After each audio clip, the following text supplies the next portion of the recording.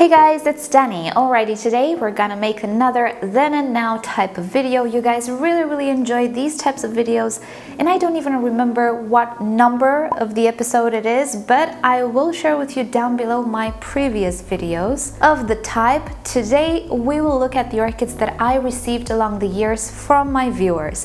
We'll see how they looked like when I received them, how they are now. For the main part, everybody's quite alright, but I did have quite a few losses along the way. And honestly, I feel the most terrible for these losses because they were from you guys.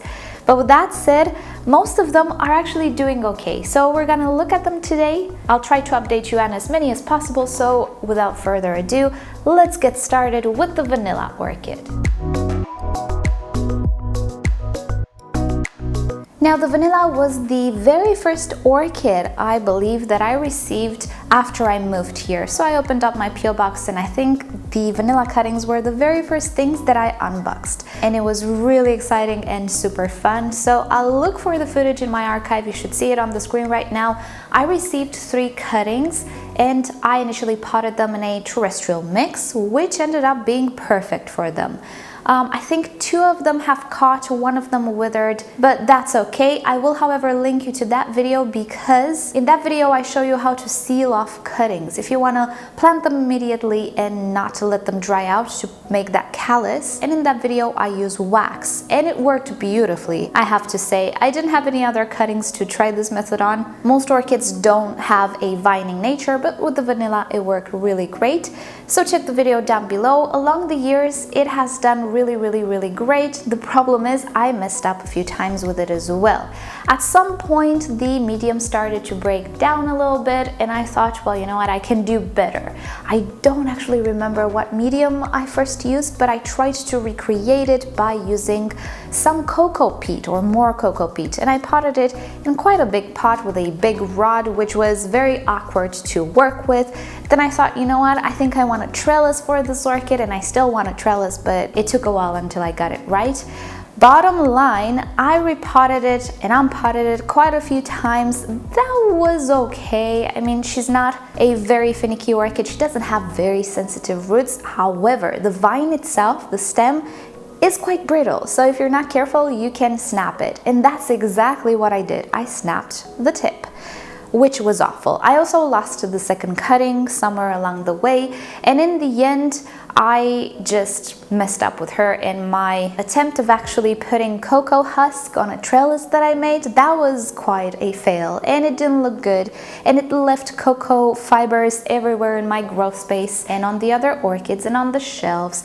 And also the rod, as beneficial as it wasn't really easy to work with. I am imagining, particularly if you're trying it in your home, it can become quite messy. So what I ended up doing was just purchase a bamboo trellis, because this is the vanilla today. You guys might remember when I potted this orchid onto this trellis, and would you look at that, she is still alive. She's still doing great, actually. This is the initial stem, the one with a broken tip, and this is a new growth. I'm not sure if in that video I showed it, but soon after I repotted it, I decided to cut the stem from the mother plant because the roots started further up and I wanted the roots to go inside the medium as fast as possible. So I cut it, I potted it in the medium, and it has rooted, it has grown quite a bit. And the mother plant, she's still okay, but it is winter right now. Everything grows very slow. I'm waiting for her to branch at another point. And I have to say that this little cutting, do you see? I don't think you can. Let me just show you the profile. Do you see how she just leaned towards the trellis? I didn't do that. The light is coming from this direction, so theoretically she should have went that way, but no.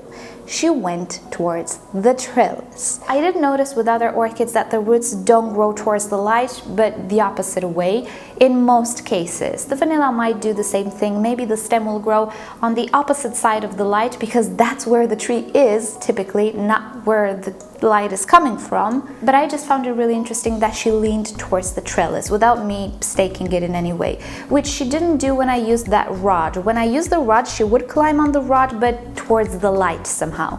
This time she grew away from the light, so it's more like an adaptation to its situation thing. Anyway, I blabbed too much on this, but here she is. The vanilla is still doing okay, as okay as it can be. I intend to let her be in this medium until it breaks down. It's not the most horrible medium, it's the more expensive medium, but it's already started not to look so well. It doesn't smell very bad. At some point I will change it, but not very soon. It is in a self-watering pot, which works really great with the vanilla. She seems to like it. It's just that the media is not the greatest. It's okay though, it's not time to repot yet, and hopefully I can postpone repotting as much as possible. And in the end, thank you so much for sending the cuttings. I have learned a lot about the vanilla. I find her very interesting, but it will take a lot of time until hopefully we're gonna get some blooms, and I don't know, maybe even make some vanilla beans. Dreams, I don't know, we'll see. Next up, we have an Oncidium Cherry baby, which came all the way from Canada. It made it across the border, which is interesting. Not all packages make it. But anyway, this is from Fifi Corina here on YouTube. Check her channel down below in the description. It was before I actually started to get back my cherry babies. I lost my previous one in the whole fusarium situation. Anyway, she sent me a pretty young orchid which did not bloom until then. It is the sweet fragrance variety, and with this orchid I cannot really say I had major issues. If I remember correctly, it is the one that I featured in my semi-hydro, LECA repottings and so on. And because we recently talked about it, these types of orchids can absolutely be grown in LECA and semi-hydro, provided you have the lifestyle which permits you to take care of their watering needs. The main aspect with Oncidiums is definitely watering, and if somehow you miss a day or two of watering, or you have a little bit of a busy period, it's gonna end pretty badly with Oncidiums. Hence, semi-hydro with them is not my ally. Sphagnum moss is for the moment. However though, the orchid has done beautifully for me. Out of all the Oncidiums, the cherry babies seem to be the more robust of the bunch. I did not repot them in sphagnum moss. I don't intend to, at least for the time being, because I can take care of them in semi-hydro and LECA without actually having nightmares or stress in the nighttime that I forgot to water them. And as a result, here he is today after a year and a half or so. So this is the old growth that it arrived with, and this is the new growth growing larger and larger. Typical with these Oncidiums, you will have spotting on the pseudobulbs, sometimes on the leaves. The debate is out there whether what the spotting could possibly be. With 5 years of experience with cherry babies, I stopped thinking about it. However, I will mention something that I did discover this summer. The orchid seems to be less spotted and more intermediate to cool temperatures, and more spotted when you subject it to very high temperatures. This spotting happened in the summertime. I tried to grow these orchids outside on my terrace, which is doable. Some people can grow them outside, not in my climate. They got so incredibly spotted, leaf tip dieback, they're very unhappy. In the grow space, they do grow a lot cleaner, let's say, even though these spots, they're not dangerous. So this is the newest pseudobulb. It looks pretty big, but it didn't stop developing and growing just yet, and I'm hoping it will bloom. This orchid actually bloomed in the past on a pretty tiny flower spike, if I remember correctly. But it is one of my more vigorous Oncidiums. Cherry babies are not finicky orchids, and given the fragrance, I simply cannot get enough of them. So no matter how many cherry babies I have, I'll keep them. I love them. So thank you, Corina. Here you go. This is the little baby. He's looking great. I love him very much. Next up, Richera Francis Fox. For those of you who are newer to my channel and you know this orchid, you might not know that I actually received it. It is a division sent by Ana Maria, who also has a YouTube channel. Check her channel down below. It was received about 2-3 years ago, right before I actually moved here. So more than 2 years, 2 years and a half ago. And as you can see on the screen, it did not have much roots. I think I received it with one root, which was growing.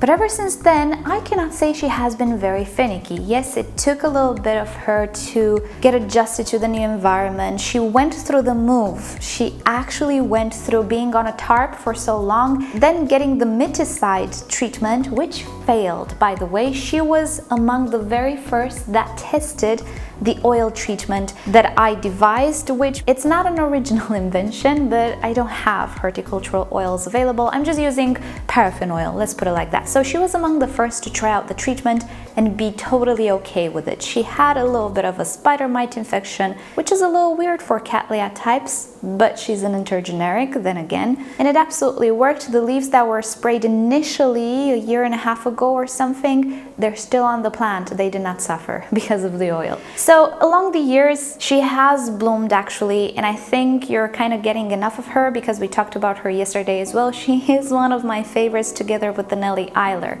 Those colors, oh my goodness. So I'm not going to insist on the blooms, but she did bloom twice already ever since I got her, and today this is how she looks like. I did divide her at some point because she had quite some unruly pseudobulbs, but this, I believe it's the oldest pseudobulb it has. It had 2 leaves, one of them fell, and today she is producing another flower spike.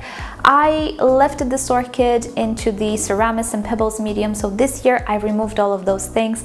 Kind of disturbed the root system a little bit, but it's okay, nothing majorly dramatic. But if I wouldn't have done that, probably the pseudobulb would have been a little bigger. It's okay though, I think I will still have 3 flowers. I think I can see 3 buds, so I'm okay with that. This orchid blooms only once a year, sadly, but smells nice. It looks beautiful, so it's absolutely worth it. And I'm so happy to have it. She's never given me headaches, and the move, trust me, it was brutal for most orchids. So she's a fighter, definitely recommended. Thank you so much, Anna Maria, for sending a division to me. And the last orchids we're gonna take a look at today are 2 catasetums. We're gonna talk about both of them because, well, they're both black orchids. So first of all, the Monia Rara Millennium Magic. Again, I received it quite a long time ago from Corina, again from Canada, but I was in Romania back then. And this orchid has done really nice along the years, and last year it created the biggest pseudobulb she ever did, and it bloomed, and oh my goodness, a black orchid. Now, it's not a true black, it is a very dark purple, but if you don't really put the flowers against the light, it's really black, you guys. It's such a wonderful orchid. It has a wonderful smell as well, very hard to digest, I would say. Not everybody likes the fragrance. I do though. I like weird fragrances and pharmaceutical fragrances, I guess, but the flowers, just so amazing. So this orchid did great for me, even with the move, even with everything else. I think it's been 3 or 4 years since I have this orchid, and everything went okay, except this year. The other one is the Fred Clark Chiara After Dark Black Pearl. This is another complex catasetum hybrid, which is supposed to be very close to black. This one sadly did not bloom for me, but I received it after I moved here, again among the first orchids that I received from Habib here, and it was a really tiny orchid when she arrived to me. And along the years, even though it didn't bloom, she grew and grew and has done quite beautifully even this year. Here we are, present day. Both of these orchids are still okay, but as you might know, I didn't really took care of my catasetums properly this season. I decided to try semi-hydro this year for them. No. In the first part of the year it went okay, but after these orchids have settled their roots and took over the pots, no, I had to water them every single day of the summer. It stressed me out a lot, so we're gonna go through a setup change. They do enjoy semi-hydro, but not in this climate. It's too hot, they drink too much water, and for me personally, it's not okay to water every single day. Not because I'm ruining the orchid or anything. The orchid needs water when it needs water, but I'm ruining my back pretty much, and my mind, thinking about the catasetums all the time. All summer long they have been on my mind. No, I don't like that. But as you can see, the Millennium Magic put out a smaller pseudobulb, and I don't see signs of flowers or anything this year, but I do see a new growth. So soon enough we're gonna work with the catasetums, and I'm gonna show you the new setup for them, which hopefully will not break my back. But anyway, and here is the Fred Clark Chiara. It put out the biggest pseudobulb. can you see how big it is and plump? It did great actually, but still it broke my back. So this orchid will go into the new setup as well. You can see it's a little shriveled. I need to water it. It didn't go into dormancy yet. I did look for signs of flower spikes, but I didn't see anything. It's already January, and even though, yes, I do live in a warm climate where winter is more like spring, I don't think we're gonna have flowers. I think soon enough it will start to produce new growth. It didn't let go of the leaves just yet, but it will pretty soon. So I'm happy to still have both of them. Happy to have this one do so well this summer, but it's so heavy that it's pulling on everything else. The roots on these orchids don't really last all that well year to year, so the back divisions, or actually back bulbs, don't really have much roots. The only growth that has a root system is always the newest growth on these orchids. Therefore, it's pulling on everything else and nothing is anchored in the back here, so it's just flopping over. So I have a little cure for that one as well. I think we're gonna repot this one pretty soon because I cannot stand seeing them like this. So yeah, stay tuned for a new Catasetum setup. So this has been it for today's Then and Now. Hope you guys enjoyed the little update. Let me know which other orchids you'd like me to update you on. If I missed something, if I can make a theme out of a Then and Now, I will definitely do it. And with that said, thank you again for watching. You know the drill. Like or dislike this video below. Subscribe to my channel for regular orchid videos, tutorials, Q&As, and other fun orchid subjects. And if you like YouTube to notify you whenever I upload a new video, just turn on notifications for my channel. Also, if you're interested in the products that I use and more information about my environment, just check the description. Once again, I have everything listed there. And with that said, I'll see you guys next time. Bye!